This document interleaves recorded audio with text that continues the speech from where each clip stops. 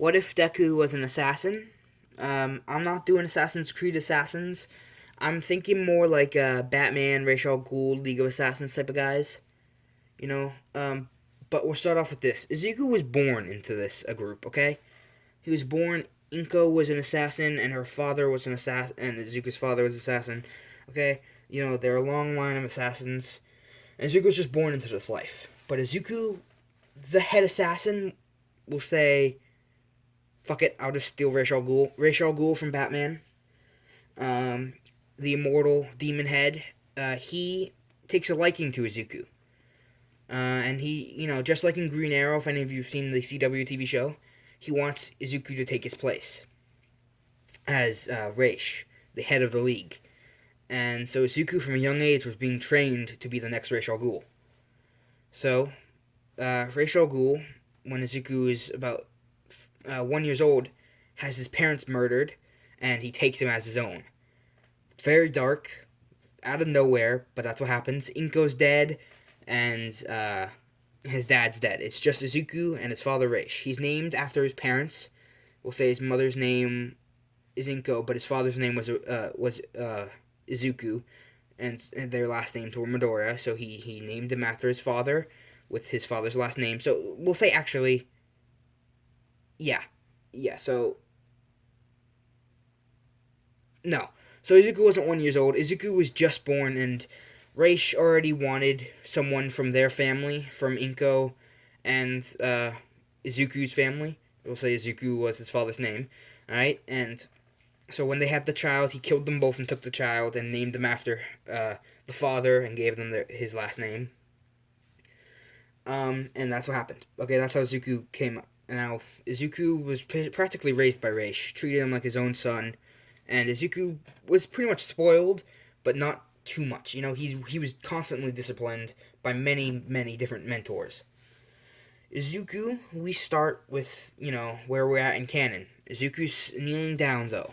He's in this mountains, he's in the mountains with the League of Assassins. He's on his knees, he's butt-ass naked, I say butt-ass naked, he's in boxers, okay, like short shorts.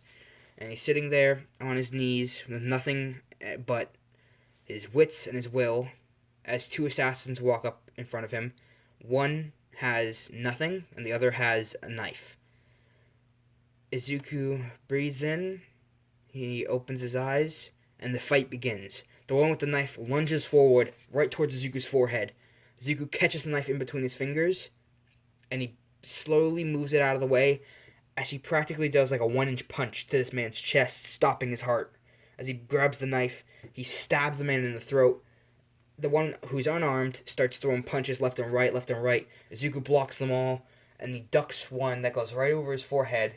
He sits up, headbutting the man, kicking him in the groin, grabbing him by the head, spinning him around, and snapping his neck. As his father, Ra's, claps his hands and says, "Well done, my boy. Let's see how you handle this. Back on your knees." As Izuku gets back onto his knees, closes his eyes, and when he opens them, there's a man with a spear. Izuku has no weapons again, and he goes, "I will be fine." And Ra's says, "It's good to have confidence, but don't let that confidence overwhelm you in a fight." Meanwhile, the man with the spear runs at Izuku, who stands up jumping, landing on the tip of the spear, making it fly into the ground, as he snaps the spear in half, picking the guy, grabbing the guy's hand, which is holding the spear, pulling it out, breaking his elbow, then unraveling the rest of the spear that he has in his grasp. Now it's just the broken pieces of the spear, and he stabs him straight through the leg as splinters get caught off into his leg. He's screaming out in pain as Izuku then peels off the piece of the actual blade of the staff, or I say spear, out of the ground, and he drags it across this man's throat, slitting it as he falls to the ground dead. Ra's says, "Another kill. Good. Let's see how you handle this one." As he claps, 6 assassins surround him. Each one has a katana, and all Izuku has is this tiny broken piece of a spear. Izuku smiles, and we skip to a room of Izuku covered in blood and 6 men being dragged away in body bags. Ra's says, "Expected. Now, you know your mission. I hope you can concede it, my son." Succeed, my son. Ew. Yeah. But Izuku bows as he's fully dressed in his League of Assassins outfit. He's covered head to toe in Kevlar suit. Okay, he has a mask and he has his hood. He has, we'll say, steal some inspiration from the actual Assassin's Creed games. Izuku, will say, in this world does have a quirk. He has blades that pop out of his wrists underneath, just like in the Assassin's game, that just pop out, and that's it. That's all he has. That's his quirk. But they're helpful for his type of line of work. But Izuku also carries a katana. He carries two. Think of Genji from Overwatch, the big long one on his back and the short one on his back. They're both on his back, but one's by his hip and one's on his shoulder. And Izuku is stalking someone in the streets. And this is the assassination quest. This is his mission. His father gave him this mission because he trusts him. And Izuku's thinking to himself, he has to remember not to fail. His father would be very angry with him if he did. He's walking on the rooftops when he finally comes across the room and the building he's supposed to be on. As he looks down, he will say he has these contact lenses that the League provides that sees heat and motion and X-ray type of stuff. It's like having Superman's powers in your eyes. And he scans the building, and he sees the man he's supposed to kill carrying a briefcase. And Izuku, he drops down from the ceiling, landing on the guy's security guard. Okay, he has two security guards. One of them's in the back, one of them's in the front. Lands on the one in the back, popping out his blade from his wrist, stabbing him in the throat. He pulls the blade out. It goes back into his skin as Izuku runs. As he starts running on the side of the wall, his blade pops out as he slits the man who he's supposed to kill's throat, tackling his other bodyguard, popping out both his blades, both in one in each wrist, as he stabs him right in the neck, pulling outwards, leaving an X across his throat. And then he turns around and he cuts off the briefcase with his little blades as he starts walking with the briefcase down the hall. And that's kind of how that begins. Izuku makes his way back to his father as he gives the briefcase. His father says, "Good job, go back to your quarters and meditate." Izuku does that. And we go back to the murder scene where All Might's there. The case he was bringing was a piece of, we'll say,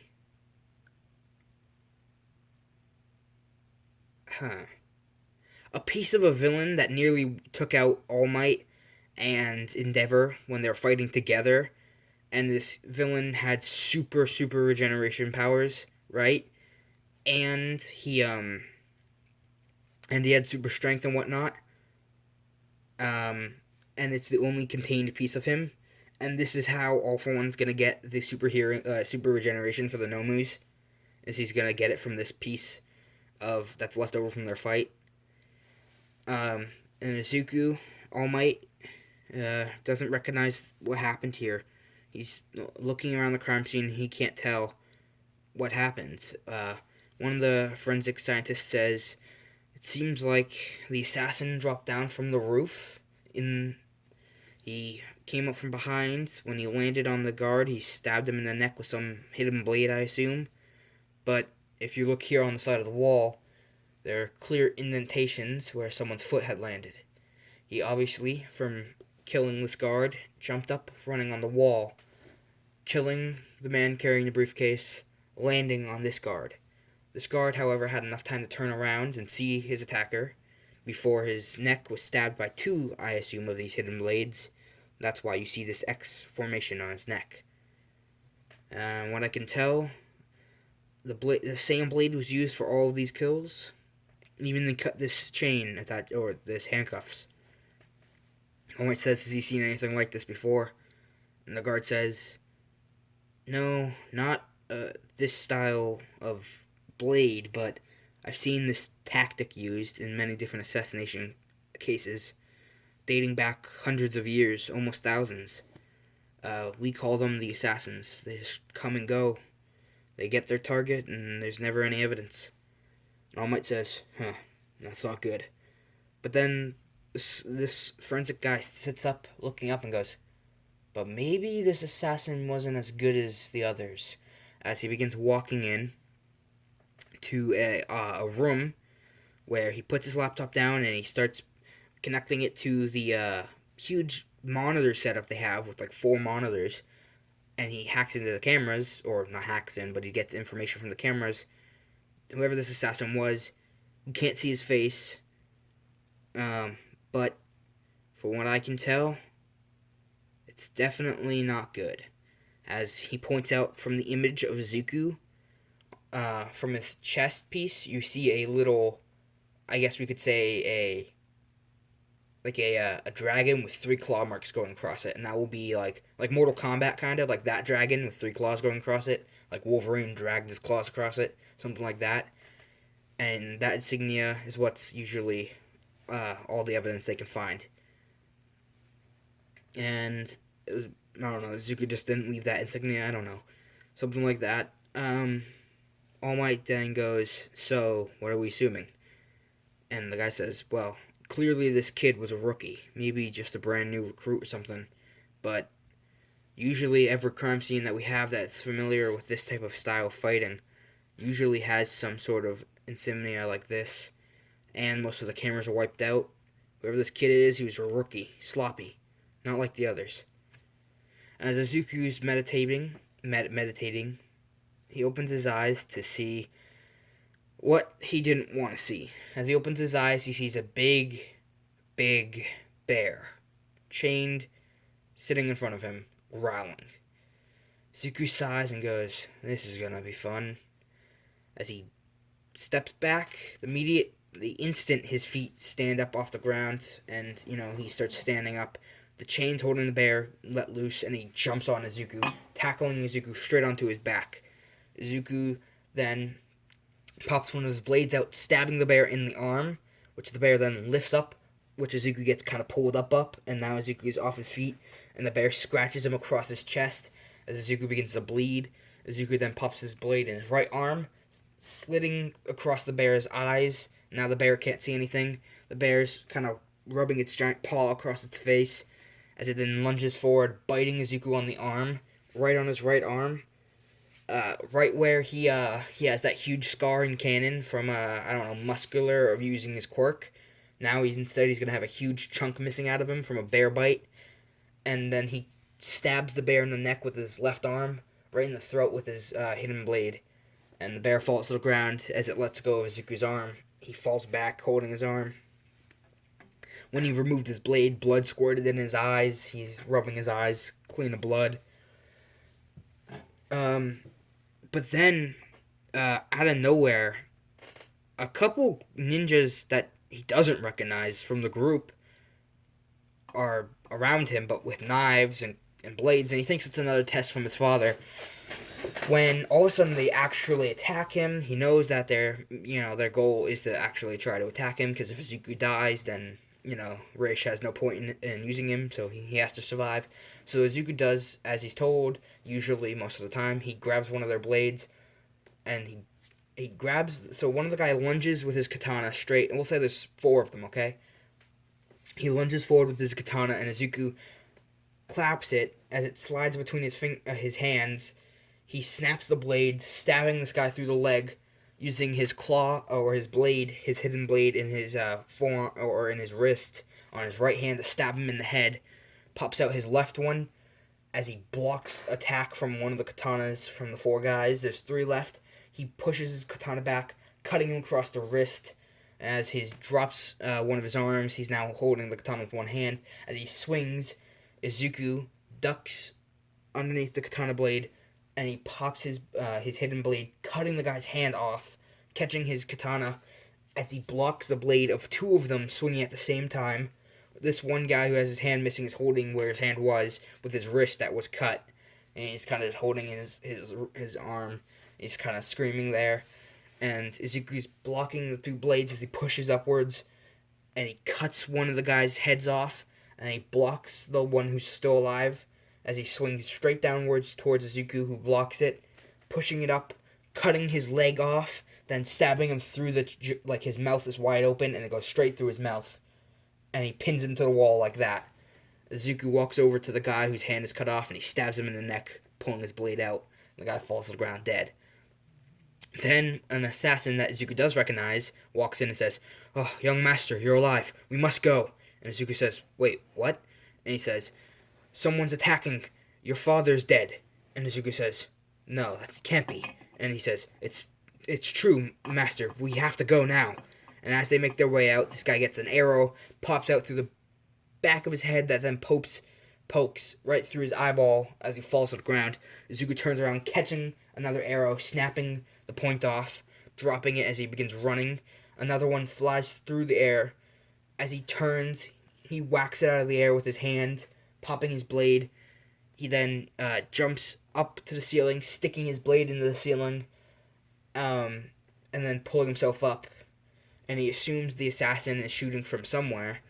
But if he's shooting down the hallway, Izuku can't see him for some reason. It's a straight hallway, and there's no assassin, so he's assuming he's shooting through some type of window. So Izuku's using both his blades to pull himself across the ceiling. He's using all of his strength to not fall off. He finally gets to an exit. As he drops down, another arrow comes flying by. Izuku catches this one, however, it cuts his thumb across, straight down in a straight line across his thumb, and he drops the arrow holding his thumb. He, takes a piece of his clothing, ripping it off, wrapping it around his thumb, and he jumps out a window. As he jumps out the window, he falls straight into a giant cavern, a river of some sort, and he starts swimming back. And as Izuku pops out of the water, he looks back to see the entire temple and everything he's known up in flames, okay? Everything Izuku's known since he was born is up in flames. His father's dead. He has no allies left, and he's trying to figure out who attacked. So Izuku finally gets offshore, and he's in freezing cold water. It's snowing everywhere. He's cold. He's in his outfit, his Kevlar suit, and he has his katanas, both of them, on him. But his Kevlar's ripped from the bear's claws, and he has a couple scratches, and his glove is ripped open from the arrow. So, he's walking around. He's in the forest, and he knows that they'll be coming for him. And by the time he finishes his sentence in his head, he hears something snap. A twig on the ground. Izuku turns, dragging his katana out, and it goes right to the throat of the person. I'm gonna say this person was Momo, okay? So everyone wants me to do Momo with the Wolverine. I'm gonna do Momo with the Assassin Deku, and I'll do Uraraka with the Wolverine Deku, okay? And anyone who wants, I can't think of her name. When I first saw someone type it, I thought they said Mineta. I'm like, what? No. But they meant Pinky, Acid Girl. I will do something with her, I promise, and I'll have to learn her name properly because I just call her Pinky. But Izuku puts his blade down slowly, still hesitating, doesn't know if this girl's an assassin or not.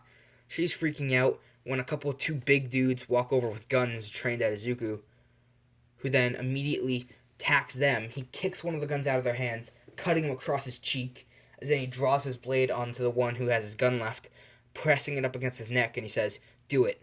Pull your trigger. You'll die before you even finish." And the guy drops his gun slowly, and Izuku lowers his blade and says, "Leave me alone." As he puts his blade back onto his shoulder, he starts turning to walk away, when Momo's father walks up and says, "Young man, you are completely skilled. How would you like to work for me?" As Izuku turns and goes, "Who are you?" As he sees Momo's father walk over, and he goes, "Well, I'm Mr. Yaoruzu," or whatever the frick his name is. Izuku turns and says, "No thanks, I'm good." As Izuku continues to turn, an arrow comes flying, but instead of hitting him, it goes right towards the little girl, who Izuku sees is his age. He turns, catching the arrow, throwing it in his hand back at the tree that the arrow came from, but it doesn't hit anyone. Another arrow comes flying by, and he blocks it with his katana. As he draws his blade, the two guards pick up their guns, and they start shooting towards where the arrow comes from. Izuku puts his blade back, his katana back, and he grabs the girl and starts running. Mr. Yaoruzu follows him, and the two guards that are shooting out at the tree don't hit anything. An arrow flies, hitting one of the one who doesn't have a cut on his cheek right through the throat. The one who does have a cut on his cheek, however, starts turning back to run. Izuku, he turns, hitting an arrow that was going to hit the guard as he gestures to start heading further into the forest. Izuku's sitting there blocking arrow after arrow after arrow, and eventually he's surrounded by three different ninjas, all holding different weapons. One of them's holding nunchucks, one of them's holding scythes, a scythe. The thing that the Grim Reaper's normally positioned using, and the other one's holding a huge bow staff.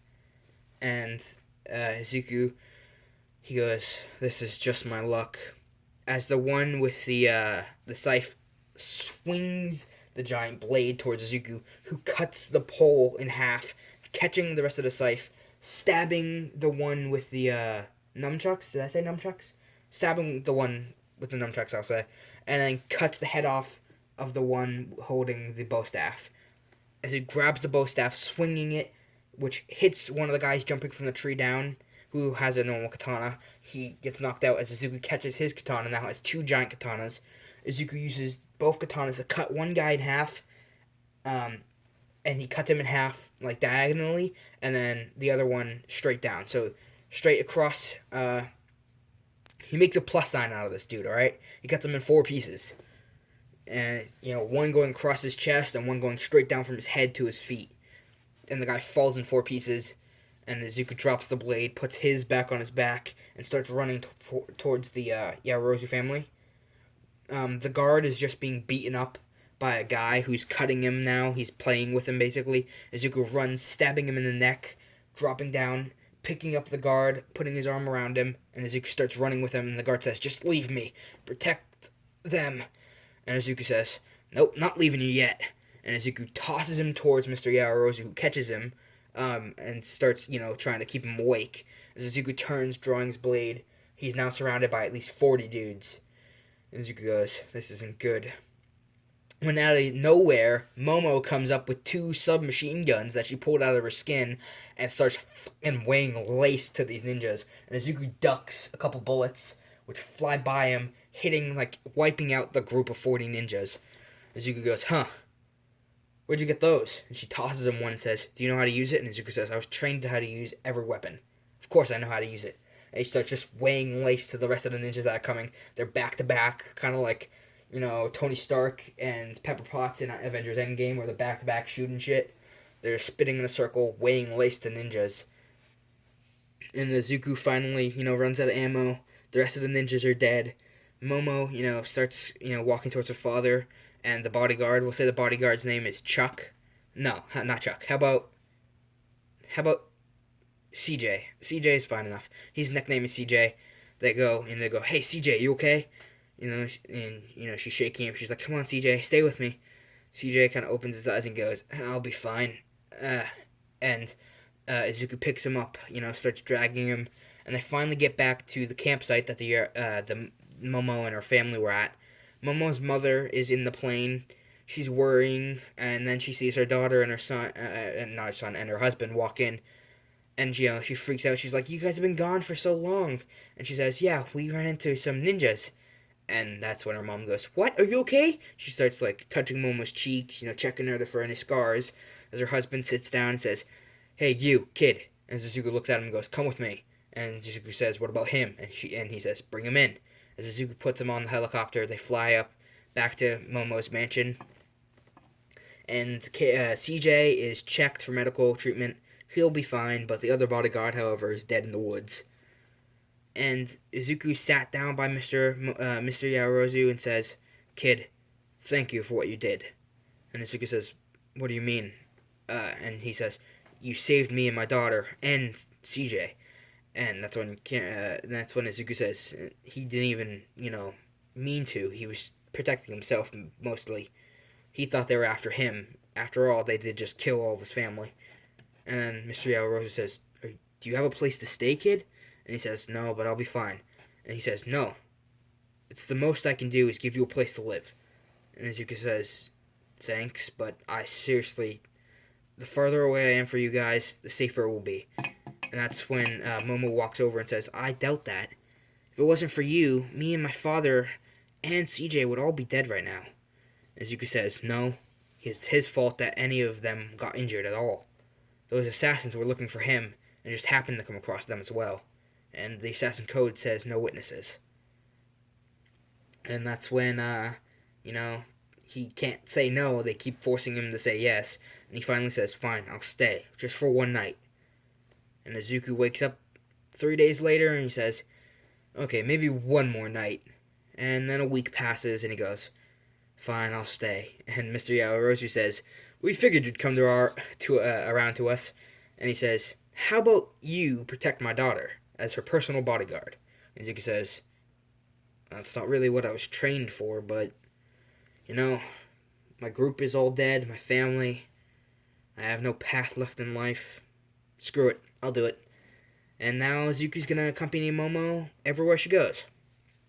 This is a fun little story that's gonna have so many juicy little details. And let's continue with, we're 5 months in. Okay, so all of that event, that whole day happened. The day of the sludge villain attack. The sludge villain got caught by All Might. Izuku is with Momo. This is 5 months into the 10 months training thing that Izuku happens to do. Momo's out shopping by herself with Izuku, who's carrying his katanas. He carries them everywhere. And Mr. Yaoyorozu even fixed his suit, so Izuku's kind of happy. All he has left of his father is his ring and the emblem he carries with pride. As Izuku, he puts it underneath his shirt, just in case. He doesn't want any of his enemies to recognize it. And the ring he wears always. It's a smooth ring that just has his father's name carved into it, Reish Al Ghul. As Izuku's following Momo, some douchebag walks up and he goes, hey, how about you come over with me and I'll show you how a real man behaves. So Izuku walks over, pushing him over onto the ground. Then this guy stands up and goes, what the hell, man? And Izuku draws his blade, his small one, up against this guy's throat and says, back off. And he kind of goes, okay, I don't want any trouble here. And Izuku says, good, now walk away while you still can. The guy does exactly that and he walks away. Mall security, however, walks over and says, kid, you can't have weapons here. As he puts his blade back in its sheath, he says, are you going to take it from me? And the guard says, I think you can keep them. As he, starts to turn around. Out of nowhere, Izuku hears a huge bang, and he turns, reflecting a bullet that was aimed at Momo, as he sees an assassin who's using a sniper rifle. And Izuku says, really? A sniper rifle? Okay. And he grabs, reaching into his pocket, grabbing a couple of throwing stars, and he chucks them at this guy who's like almost 100 feet away. One of the throwing stars hits a tree, the other one hits a piece of the building, but the last one, the third one he threw, hits the barrel of the gun. As the sniper's reloading, he shoots. It blows up in his face as he falls onto the ground. Mall security runs over, they all have their guns trained on him, and he puts his hands up. And Momo, is hiding, holding on to Izuku's shoulders, who turns and says, you're safe. And she says, thanks to you, I always can trust you, can't I, Izuku? And Izuku blushes underneath his mask and says, of course you can. The assassin's arrested before Izuku can do anything. However, Izuku does meet up with him at the jail precinct and says, who ordered you to assassinate my client, I guess you could say. And that's when the guy says, screw you. And Izuku says, fine, why'd you do it? And he says, why else? Money. The guy paid me half up front. Seemed like a pretty good fair deal. Kill some spoiled rich bitch, and I get away with almost $500,000. And Izuku grabs him by the shirt, throwing him over into the one-way mirror glass. Then the police officers go, holy crap, that kid has a temper. And Izuku kicks the dude in the face and starts pounding on him. Eventually a couple cops come in, grabbing him, and Izuku backs off. And this guy's coughing up blood and says, Jesus, you're one hell of a fighter. And Izuku goes, ever come after anyone again, I'll put you down like the dog you are. As he walks out the room, the guy feels a tiny little bit of a chill go down his spine. And Izuku walks away. He meets up with Momo a couple hours later at her house. He's in his room. He has this pretty good room. It's not the same size as the one at his back at his sanctuary, I guess you could say. Um, you know, it's not the same as the one he's used to, but it will do. And Izuku and Momo are gonna go to the entrance exam, or the I guess the first day class, because Izuku didn't really go with Momo um, to her entrance exam. I guess he did, but he didn't go in with it with her. Uh, and Nezu allows Izuku to go, but mainly as her bodyguard. But Nezu, you'll see in the next bit, because this is becoming 30 minutes long, and my video is gonna stop recording on me. So Hauser signing out. See you guys. Can't wait for the next bit. Bye.